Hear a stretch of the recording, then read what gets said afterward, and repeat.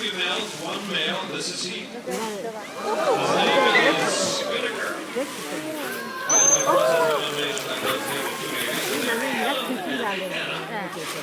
And certainly, displays like this is not too hard to see why people are amazed by dolphins. I got it. Welcome to the players. Hello, females. Let's do this. Now, this particular species, they're known as Pacific white-sided dolphins. And while researchers know quite a bit about dolphins in general, this particular species, there's still quite a few questions. However, with the help of Spinnaker, Hannah, and Helen, we are answering some of those important questions. Now, it's quite rare to find this particular species in a facility such as an aquarium. More commonly seen are, of course, the bottlenose dolphins. And yes, these guys are a little bit different looking, more torpedo shaped, and of course that distinct coloration down their sides. That's why they get the Pacific white-sided dolphin name. And in terms of all species of dolphins put together, they are considered to be one of the most acrobatic there. Not too terribly hard to see why. And it's also not too terribly hard to find examples like this, not only here at the aquarium, but occasionally right on the portside bow. We see ferries. Because these animals are neighbors of ours. Oh my God. They range from northern Mexico up through our part of the world, all the way over to Japan. And yes, occasionally off the boats, occasionally up to the Sunshine Coast, even off Swass in the airport. These animals, yes, they live quite close to us. However, it's not just their neighbors, but most of the dolphins that swim the majority of the oceans, and yes, some of the rivers of the world, they face quite a few dangers. And the three animals that we have here are no strangers to that particular issue. But to tell us a little bit more about the personal stories of one of the animals here at the aquarium, we're lucky because we get to listen to the lovely voice of Christy. Thanks, Alex. Well, all three of our dolphins are what we refer to as rescue and rehabilitated animals. They were all found and tangled in fishing nets off the coast of Japan and then brought to a rehabilitation facility where they were deemed non-releasable. Luckily, we've been able to provide them with a permanent home here at the Wild Coast. Now, working with me today is Helen. She's been at the aquarium since 2005, and we've been able to build and maintain a very strong relationship with her in order to provide her the best possible care through training and regular checkups.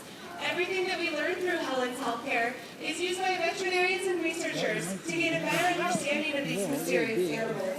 In fact, every day that we spend with them reveals more information about their species as well as their individual personalities that, believe it or not, are just as different as you and me. Isn't that right, you guys? Yes.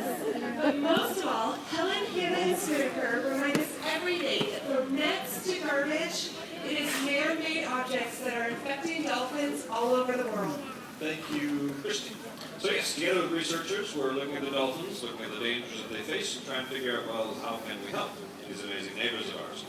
And to do that, we have to work with what we have. We do know a few things. We know these animals travel together in groups, sometimes as small as 2 or 3, sometimes as large as a few thousand. And as they travel together, they can reach fairly remarkable speeds.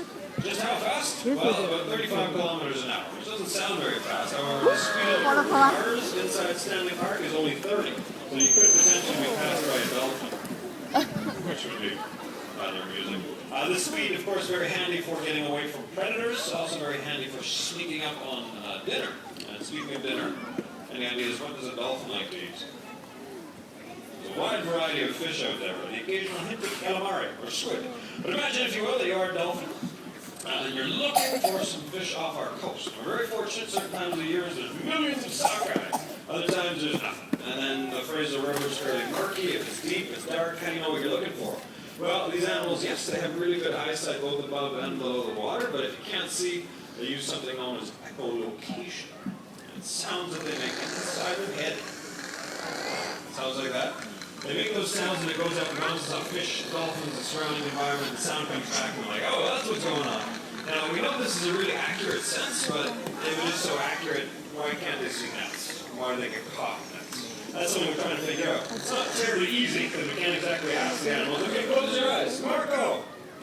Oh, look, we can't do that. However, with a lot of training and a lot of trust on the part of the animal, we can actually train them to let us cover their eyes with these suction cups. And they can't actually shake them off. They don't want to wear them.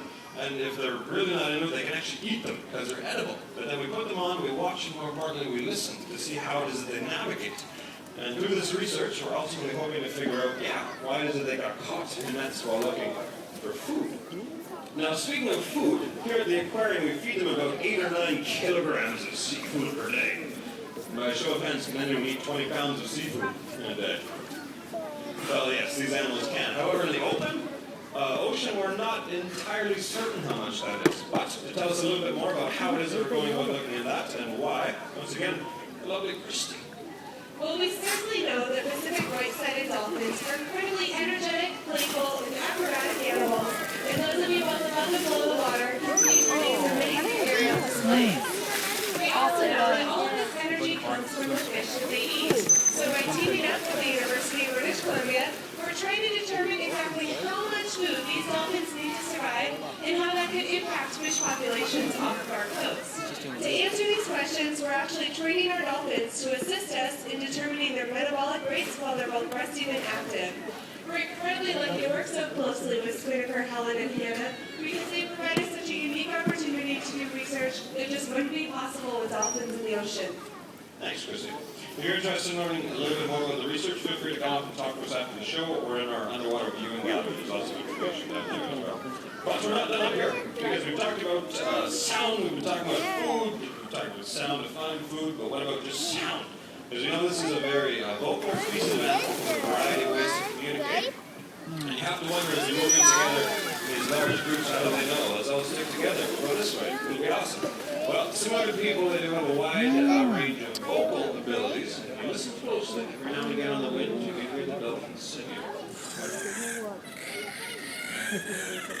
Or showering.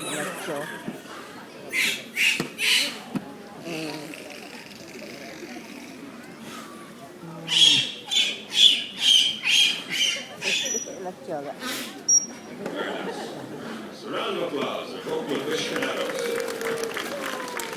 Now, similar to people, yes, there are other ways to make noises with our vocal cords or our bodies, and yes, these animals have bodies as well that make a lot of noises. If you're underwater, can you hear that? Well, yeah, probably you can. These particular behaviors are gracious. We think away these animals use to signal dolphins. However, there are other ways to make noise as well. Use your tails if you got it. But they're not the only animals on the open water making noise. There are, yes, other animals, and there are, yes, big machines or boats. And we know that boats are, yes, a huge source of noise pollution, but we also know these animals are not afraid of boats. Because a lot of these behaviors can be seen in and around really big boats. Some of them are even named after parts of boats. These are called bow riding or porpoises, particular behaviors. So yes, it's hard to bow ride if you don't have a bow to ride on. So we know these animals aren't afraid of boats, but how it is that noise pollution affects their social communication is something we're not entirely certain of. Because like a lot of our marine neighbors, we'll look at a few questions, find some answers, and then, oh, there's more questions. Hooray. However, something we are dedicated to answering is how can we help these amazing neighbors of ours? And certainly as Spinnaker and Helen are living examples, while marine debris, marine garbage in the ocean, a very real, very obvious threat. And the good news with that somewhat is, well, we can do what we can to try and make sure there's not as much garbage in the ocean. However, these animals will tell us they are quite intelligent. They look around, there's a whole lot of garbage out there, unfortunately. And yes, a lot of it does start here on land. So I encourage you to try and think of ways, how can I reduce my overall garbage footprint?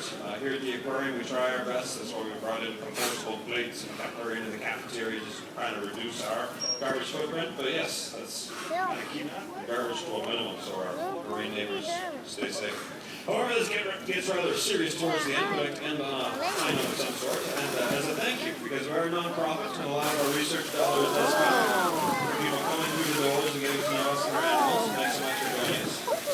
And as a final thank you to Spinnaker and Pacific White-sided Dolphins, who are helping us answer some of the remarkable questions by these neighbors.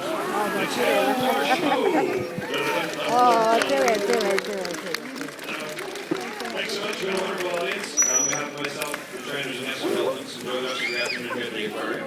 And yes, if you haven't been underwater for the underwater viewing experience, please do. The stairs are here and here. Not only are the dolphins to look at, but also skulls. Right. Different marine animals and marine mammals of our coast. Thanks so much.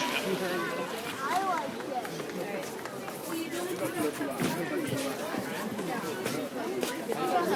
it.